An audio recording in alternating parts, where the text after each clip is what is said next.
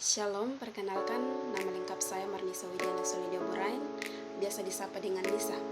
Nah, pada video kali ini saya akan menjawab serta menjelaskan beberapa pertanyaan yang terkait dengan ilmu komunikasi dan juga manajemen konflik. Serta saya juga akan menjelaskan beberapa ayat Alkitab yang berkaitan dengan ilmu komunikasi. Nah, yang pertama adalah apa yang dimaksud dengan ICTS. ICTS adalah informasi, komunikasi, teknologi, dan servis. Secara umum, ICTS merujuk pada sistem yang mengintegrasikan teknologi informasi dan juga komunikasi untuk mendukung berbagai fungsi dan proses dalam suatu organisasi atau masyarakat. ICTS sering digunakan dalam konteks manajemen data, komunikasi, dan pengelolaan teknologi untuk mempermudah akses, penyimpanan, dan pertukaran informasi. Yang kedua adalah apa yang dimaksud dengan data dan informasi dan juga kepentingannya dalam berkomunikasi. Nah, yang dimaksud dengan data adalah kumpulan fakta mentah yang biasanya disajikan dalam bentuk angka, teks, atau gambar yang belum diolah atau dianalisis.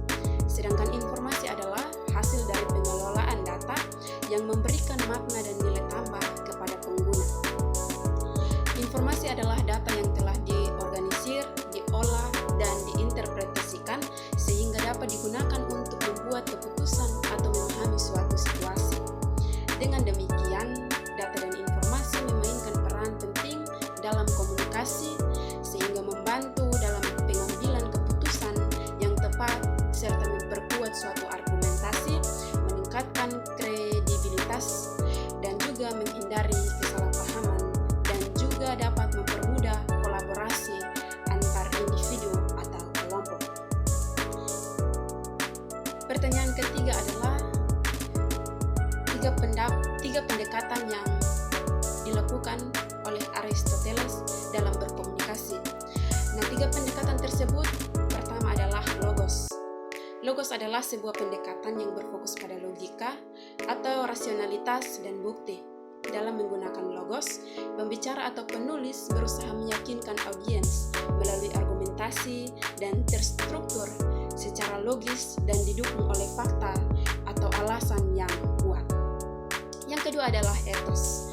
Etos adalah sebuah pendekatan yang berfokus pada kredibilitas, kepribadian, dan juga otoritas pembicara atau penulis. Dalam menggunakan etos, pembicara berusaha membangun kepercayaan audiens dengan menunjukkan bahwa dirinya dapat dipercaya secara kompeten atau memiliki moralitas yang baik. Yang terakhir adalah pathos.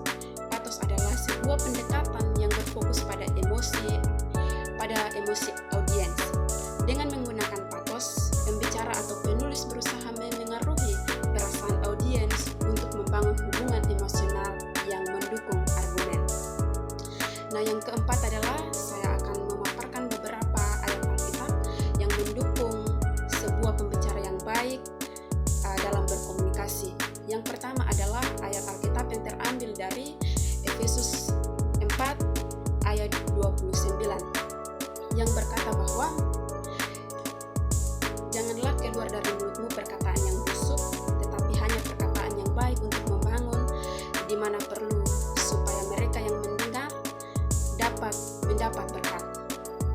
Ayat ini menekankan bahwa untuk menjadi seorang pembicara yang hebat, hendaknya harus pandai dalam memilih kata-kata dan juga mengucapkannya dengan bijak dan memastikan bahwa setiap perkataan yang keluar dari mulut kita membangun dan memberkati orang lain.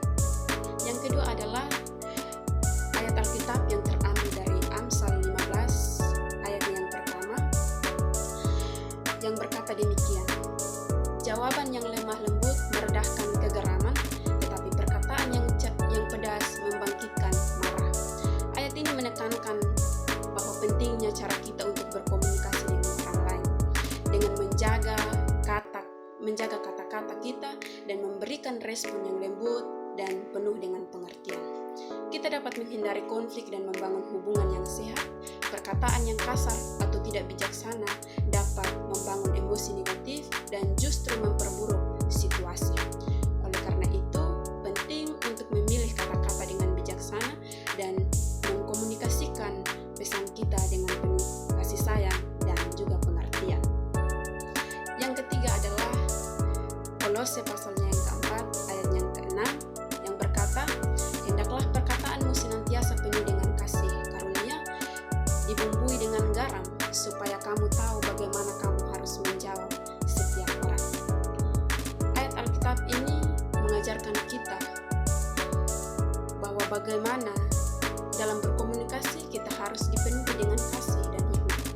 Kita harus tahu bagaimana kita harus menjawab, merespon, atau berkata kepada orang lain dengan kata dan bahasa yang tepat dan dapat membangun orang lain.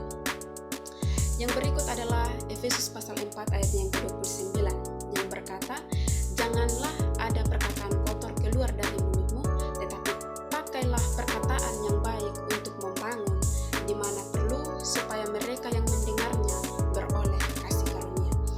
Ayat ini menekankan betapa pentingnya berbicara dengan penuh kebijaksanaan dan memilih kata-kata dengan penuh hati-hati.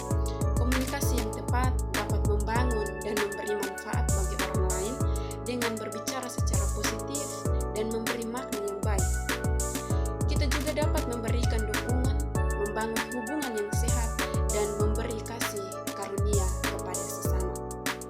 Dan yang kelima atau yang terakhir adalah Kolose pasalnya yang keempat dan ayat yang keenam yang berkata bahwa hendaklah kata-katamu senantiasa penuh kasih, jangan hambar, sehingga kamu tahu bagaimana kamu harus memberi jawab kepada setiap orang. Nah, ayat ini menegaskan bahwa bagaimana cara kita berbicara harus selalu penuh dengan kasih, sopan, santun, dan penuh dengan kebijaksanaan. Komunikasi yang baik adalah kunci untuk membangun hubungan yang sehat dan harmonis dengan orang lain. Dengan berbicara secara benar dan penuh kasih, kita bisa menginspirasi orang lain, mendukung, dan membangun. Ayat ini juga mengajarkan kita untuk memberikan respon yang tepat dan bijaksana dalam setiap situasi, menunjukkan rasa hormat dan kasih kita kepada sesama. Demikian jawaban serta penjelasan singkat